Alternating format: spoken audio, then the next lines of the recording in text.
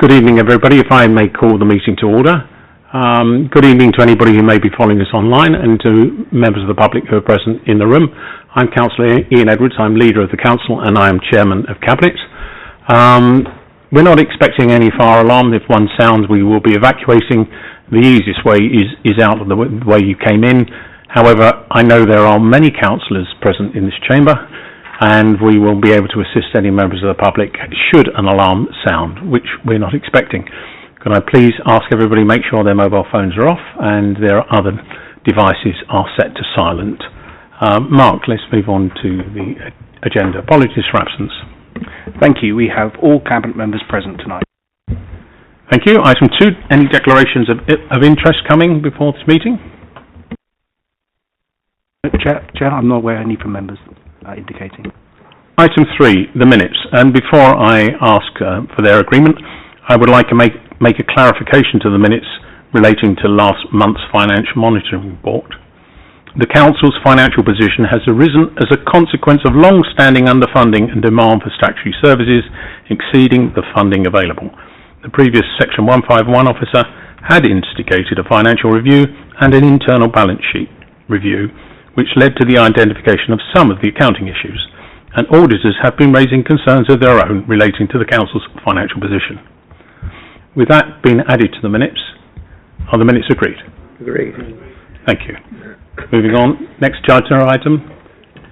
Confirm minutes are in part 1 and part 2. We do have items of business in both parts of the meeting. Part 2 relates to primarily contractual matters and are confidential. We will break the meeting between part 1 and part 2, including the YouTube link, and we'll be inviting members of the public to retire. So we will now move on to the main substantive part, which is item 5, the proposed Hairfield School amalgamation. Councillor O'Brien. Thank you, Leader. And as you suggested, agenda item 5 is the proposal to amalgamate Hairfield Infant School and Hairfield Junior School into an all-through two-form of entry maintained primary school for children aged between 3 to 11 years of age. When amalgamating two schools to create a primary school, the Education Authority must use the correct Department for Education technical wording, which is in name only to close a school. This does not affect land and or buildings, and all assets transfer when it opens as the new primary school. All the land and buildings move over to the primary school. I note that there can be misunderstandings with DFE technical terms, and during the summer residents and families of the school were under the misapprehension that the council was closing the infant school and using the land as an adjacent field to build flats. This is incorrect, and I thought it was prudent this evening to put that on record. The change is proposed to take effect from the 7th of April to 2026. This date was discussed with the DFE and has been specifically calculated to not financially disadvantage the schools in 2025-26, that's this current academic year, as well as provide the 100% lump sum in 26-27, a reduction to 70% funding in 2027-2028, and will fall into primary school funding of the one lump sum in years 2028 to 2029. Hillingdon's school amalgamation policy has a number of triggers that would require a separate infant and junior school to amalgamate, and this has naturally occurred due to the total pupil numbers in either school, where either school are either 25% more or below the PAN, that's the published admission numbers, or one or both schools have PANs that or are recruiting to below 2 forms of entry. Hairfield infant and junior schools already work extremely closely with regards to the curriculum, which is consistent across both the schools, the sharing of assemblies, teachers, pastoral, special educational needs and support staff, and the SLT team. They share training days, they have joint school events, their newsletter and their uniforms are uniformed. The school are in effect working as one school currently in all but name. I have had the opportunity to speak with the executive head and head of school and their chair of governors, who raised the issue of the eventual reduction in funding, as this has been raised by some parents too. For clarity, infant and junior schools each receive a separate lump sum of funding, and the new amalgamated school will eventually go into and receive only one lump sum of allocation too. However, this will be, as I'd said earlier, in 2028 and 2029, and then will be the same for every other primary school within the borough. I therefore reiterate that the schools are working as one in all but name. I will also further clarify that this will not impact funding on such elements as in for SEND and for pupil premium, including children with educational healthcare plans. So the Council is not seeking to proactively amalgamate schools, and generally this is done when schools request it.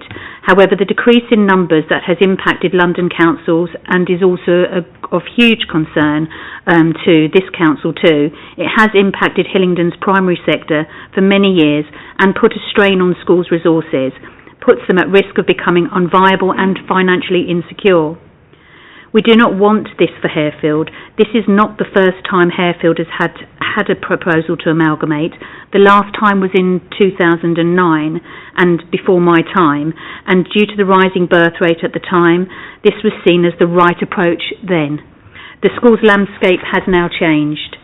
In addition, this is not the first school amalgamation that has been carried out recently. Grange Park Infant and Junior Schools transitioned to Grange Park Primary only this September, as of the 1st of September this year, and it went through very, very smoothly.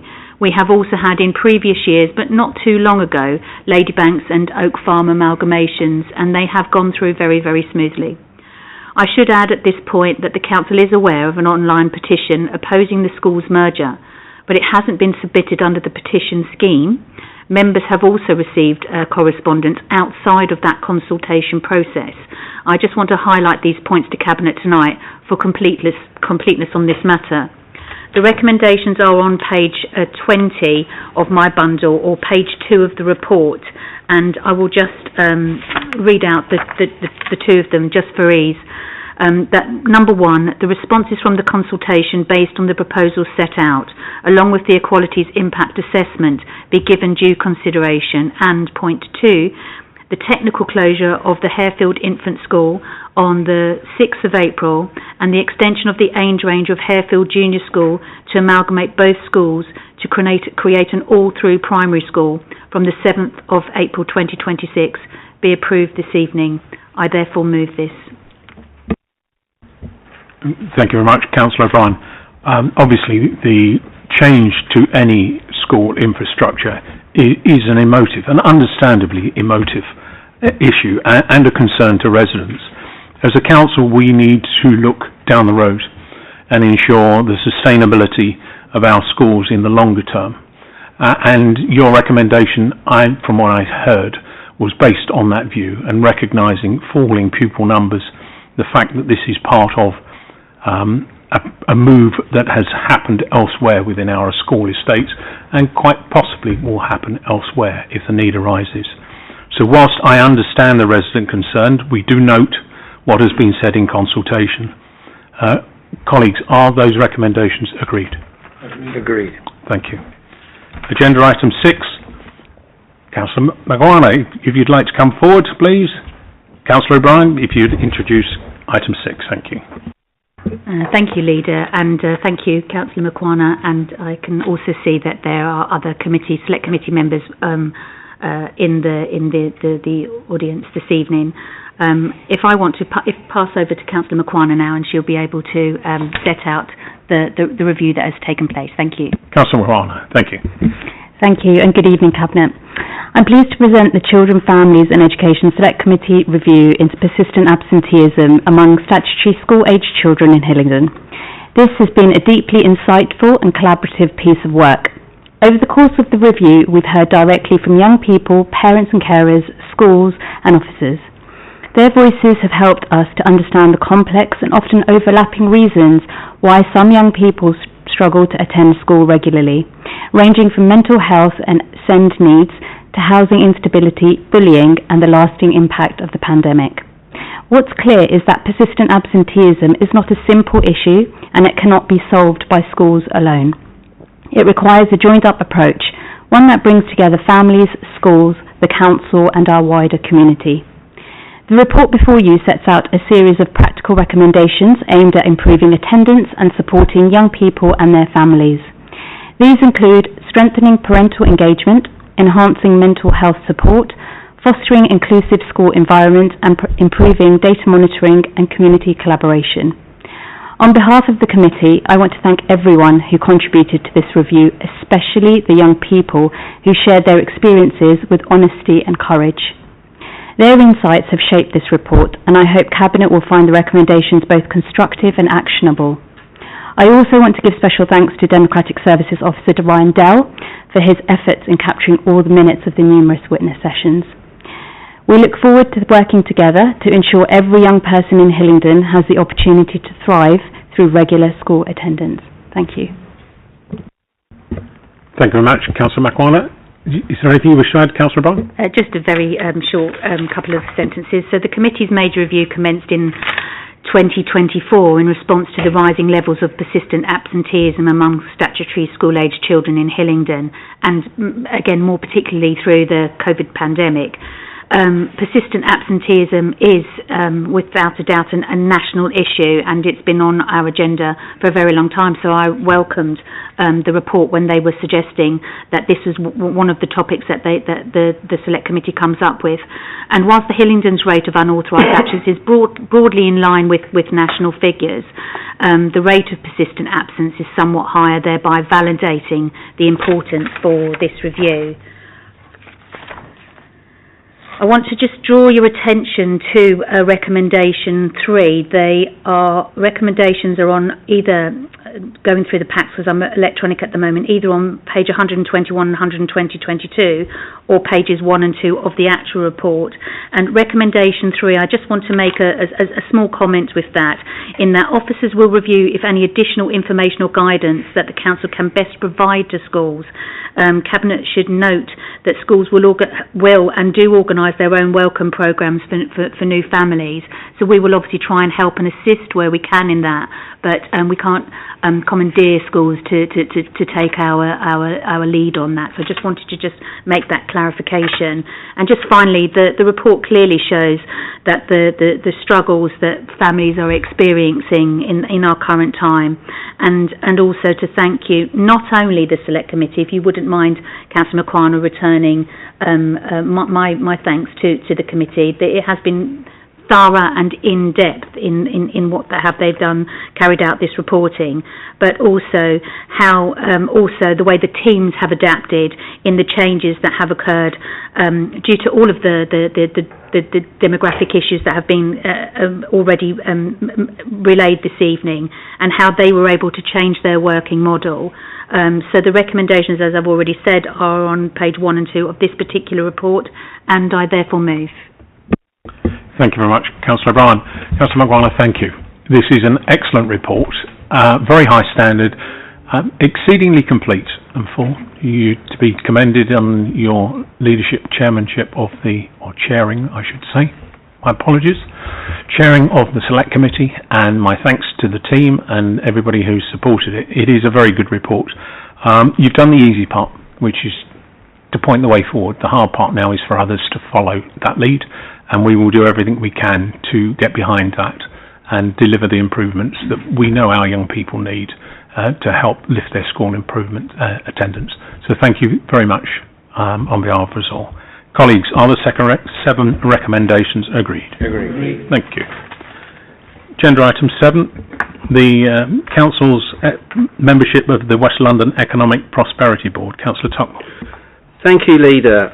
Cabinet colleagues, I'm here to ask Cabinet this evening to approve Hillingdon joining the West London Economic Prosperity Board, alongside 6 of our West London Alliance partners that include Barnet, Brent, Ealing, Hammersmith and Fulham, Harrow and Hounslow.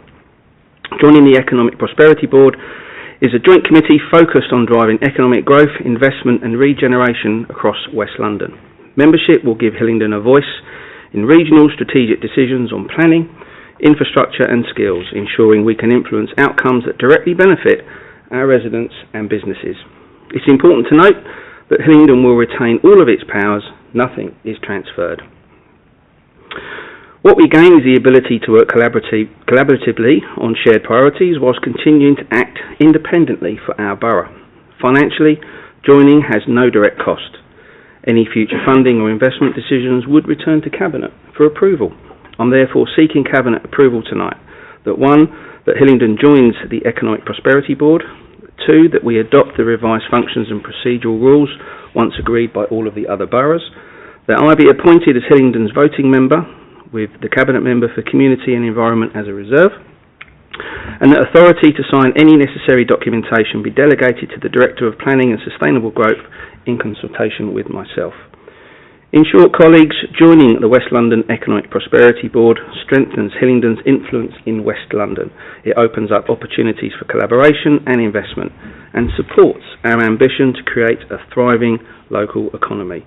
I move the 4 recommendations to Cabinet to approve as set out on page 180. Thank you. Thank you very much.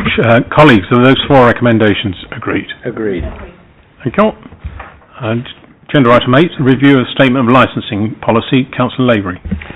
Thank you, Leader. This is page 201 of the printed pack and about 207 in the electronic version.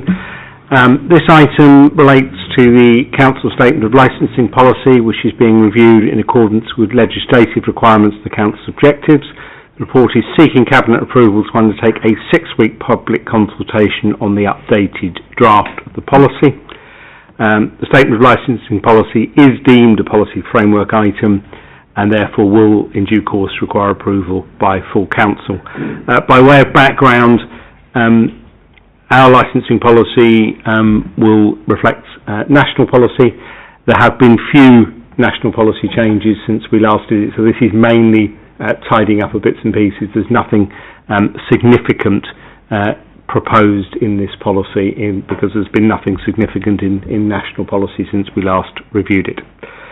There are 2 recommendations in the report. That is, a public consultation is undertaken on the draft statement, and then a further report will be submitted to Cabinet post-consultation highlighting the responses for inclusion in the final policies to be submitted to full council in due course. And I so move. Colleagues, the 2 recommendations agree? Agreed. Thank you. Agenda item 9, the outcome of the housing inspection consumer standards. Councillor Tuckwell. Thank you again, Leader. Cabinet colleagues, I'm pleased to update you all on the outcome of the Regulator of Social Housing's inspection for our housing services. Hillingdon Council has received a C2 grading, the second highest possible in our first ever consumer grading. This reflects the many strengths in how we deliver housing services, from repairs and safety to tenancy management and community engagement. The inspection also highlighted some areas for improvement if we are to reach the highest grade, C1. These include completing the programme to ensure that all homes meet the Decent Homes standard, strengthening tenant engagement and scrutiny, improving reporting and oversight of repairs, damp and mould and adaptations, ensuring tenants have clear, accessible information in complaint processes. We are already taking very active steps to address these. A full action plan will be approved and published with progress reported regularly to both the Cabinet and the Regulator. The benefits for residents are clear. Safer, better maintained homes, more responsive services and greater involvement in the decisions that affect them. There are no direct financial costs for these recommendations, and the improvements are expected to deliver efficiencies and better value for money over time. Before moving the recommendations, I would like to place on record my thanks to our officer team who have worked tirelessly for many months to support the inspection process and lay out the foundations for further improvement. Their hard work has been central to securing a strong outcome and putting us on the right path towards a C1 grading. This is a positive step in our commitment to putting residents first and achieving the highest standards for our housing service. Cabinet colleagues, I move the 3 recommendations set out on page 264. Thank you. I also wish to add my congratulations. All local authorities are under a great deal of pressure with regards to social housing, and with budgets being quite finite, it is very difficult to be successful in every domain. There are balances to be drawn between expanding your stock to meet housing demand and improving your stock and maintaining your stock to ensure that they are all delivered to a good standard. The fact that we have at the first time secured a C2 is to the credit of our officers and the team, and I thank them very much for doing so. and I look forward to seeing progress of us moving towards C1. Colleagues, are those recommendations agreed? Agreed. Thank you. Agenda item 10, the annual performance report. Councillor Goddard. Thank you, Leader. At Council last week, I referred to the fact that we're starting to realise the benefits of our investment in digital technology. This is generating a powerful set of data which can be used to measure, monitor and analyse performance against a total range of services. Officers and Cabinet members alike have access to up-to-date versions of this data in the form of user-friendly dashboards. This report, which is derived from that data, is set out on pages 277 to 370 of the Order of Business and sets out Hillingdon Council's performance over the last year, 24-25. It provides a clear and comprehensive overview of how the Council has delivered across its core service areas, reflecting our continued commitment to putting residents first, despite rising demand, financial pressures and evolving community needs. Over the past year, we've delivered progress in digital transformation, housing provision, safeguarding, adult social care and environmental sustainability. Our performance management framework supports evidence-based decision-making, ensuring services remain responsive, accountable and aligned with our strategic priorities. I would also like to briefly highlight just a few of the many achievements across both current and former portfolio responsibilities. Over 400 new homes delivered, with major regeneration progressing at Hayes Town Centre and Grays Road in Uxbridge. Youth Justice Early Intervention Act success, with just 104 first-time entrants per 100,000, well below the London average. Highways maintenance continues to outperform London averages, ensuring safer, better quality roads. Over 3,000 housing repairs completed, improving safety and comfort across council-owned homes. Adult social care rated good by the Care Quality Commission, placing Hillingdon amongst the best performing councils nationally. Library engagement leads London, with 37.1% of adults visiting a library, well above the regional and national averages. In my own portfolio, £10.9 million recovered from the Council's counter-fraud team, well above target, strengthening financial resilience and tackling fraud effectively. Local economy supported, with a notable increase in council transactions placed with borough-based businesses reaching 43% in the last quarter. In closing, I'd like to thank my Cabinet colleagues and officers for their efforts in delivering high-performing services and driving innovation. Therefore, I move the two recommendations set out on page 277 of the report. The first asks Cabinet to note the annual performance report. The second proposes that the report be shared with select committees for further scrutiny and comment before being presented to full Council in late November, providing an opportunity for wider reflection on the Council's many achievements. Thank you, Leader. Thank you very much. This is a very useful report. It's a reminder not only to our residents of the services that the Council provides, but also to our officers and staff who work so hard for us, of their achievements on behalf of the administration, and they are to be thanked and congratulated for this high level of performance. I am delighted that the recommendation is that it to go on to full Council. I believe that this report should be shared, but obviously in a slightly different format with our residents. We are a public service. We should be transparent in what we do and the standard to which we do it, and therefore I welcome the fact that that will happen. But I would also like to see it be strengthened with a little bit more information on value for money, showing how our costs relate to other authorities as well. And I'm confident that the Chief Executive will ensure that's picked up when we take it forward through to Council and then to residents. Colleagues, are the two recommendations agreed? Agreed. Thank you. Moving on, agenda item 11, the monthly Council budget monitoring report, month 4. Councillor Goddard. Thank you again, Leader. This item deals with the monitoring of the projected outturn for the Council's finances for the year ending the 31st of March 2026, as it stood at month 4, which of course is the 31st of July 2025. It's set out on pages 371 to 398 of this evening's Order of Business. As there was no Cabinet meeting in August, it deals with months 3 and 4 in aggregate, albeit that budget monitoring procedures were carried out for both months. Budget monitoring indicates that within the General Fund, a further overspend against budget since month 2 of £1.9 million occurred, which will take the projected aggregate overspend for the full 25-26 financial year to £18.3 million. In the absence of a capitalisation of expenditure as requested from MHCLG, this would give rise to an overdraw reserves position of £16.8 million. Major elements within the months 3 and 4 overspend are as follows. £900,000 within finance arising from increased interest costs and a higher spend in terms of agency staffing costs. £700,000 in respect of increased demand for temporary accommodation. £500,000 in children, families and education being revised demand estimates, and £600,000 in respect of corporate services. These overspends are offset by reductions in projected spends in adult services and health of £500,000 and in the Place Directorate by £300,000. Of projected savings in the General Fund of £38.6 million, at month 4, £24.8 million, or 64%, has either been fully delivered or is on track for delivery. A projected spend on General Fund capital projects of £137.7 million is anticipated.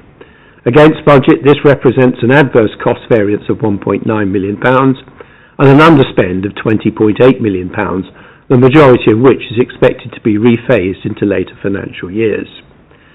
Turning to the housing revenue account, this continues to maintain in-year parity with budget, albeit that this comprises a favourable variance in respect of rental income of £200,000 and an increase in expected operating costs of £800,000, the difference being offset by reduced capital financing costs of £600,000. Capital expenditure in the housing revenue account will amount to £183.1 million, which exceeds the budget by £32.8 million, and this is a direct consequence of the success in acquiring additional housing stock through the Madison Brook contract, which is on track to yield 200 extra units within the financial year. The excess over budget will be absorbed within future years' budgets, and this report contains a recommendation in this respect. Turning to the dedicated schools grant, the projected in-year deficit for 25-26 at month 4 is estimated to be on budget at £12.5 million. And so far this represents an improvement of £2.5 million to the in-year deficit reported for 24-25. The cumulative deficit on the dedicated schools grant is therefore projected at £78.1 million. Recommendations 1 and 2 are set out on page 372 of the Order of Business. I should explain that recommendation 3, detailed on page 396, deals with 3 financially oriented decisions. Item A seeks approval for new fees and charges at 3 of the Council's heritage sites. Item B seeks approval to forward phase the housing revenue account capital overspend previously referred to of £32.9 million into 26-27. And finally, item C seeks the acceptance of a children's services grant of £198,000 from the North West London Integrated Care Board. I therefore move all 3 recommendations. Thank you, Leader. Thank you very much. Colleagues, the update noted and the recommendations, 3 recommendations agreed. Agreed. Thank you. Agenda item 12. We're moving into the public preview of confidential reports. Sorry, Chair. Not quite yet. This item can be taken in the public. Number 12. Sorry, this one can be taken. Okay, the minor property transactions, the Academy transfer at St Bernadette's Catholic School. Councillor Bianca. Thank you, Leader. Well, as the title suggests, St Bernadette's Catholic Primary School is currently a voluntary aided school, but wishes to join an academy, namely the Diocese of Westminster Academy Trust, and as such, it is required of us to transfer the freehold which we hold into the trust. Or more to the point, we will transfer the freehold of the land and the buildings into the trust, and the surrounding land by way of a 1 to 5 year lease. These are standard approaches when these transfers occur. There's a nil consideration in respect of this transfer, and it enables the school to continue in its new format. The advantage of having a 1 to 5 year lease over the surrounding grounds is that should at some future stage they decide to do something different, we would get a further bite of the cherry. There are 2 recommendations on page 400, which I move. Thank you very much. Colleagues, the 2 recommendations... Councillor O'Brien. Thank you. I just want to make one point of clarification with regards to page 1. I believe now the date for the academy conversion has moved to the 1st of November. This states the 1st of October. So that's just a point of clarification. Thank you. Thank you. We do strive to be accurate all the time, even though we're living in a moving world. So with that clarification and change noted, are the 2 recommendations agreed? Agreed. Great, thank you. Item 13 is the public preview of confidential reports. The purpose of this report is to try and give more information to the public on those things that we will now consider in part 2. We do try to be as transparent as we can on decisions that impact our residents. So I'll now move into part 2, please, and ask the YouTube link to be broken and members of the public to retire. Thank you.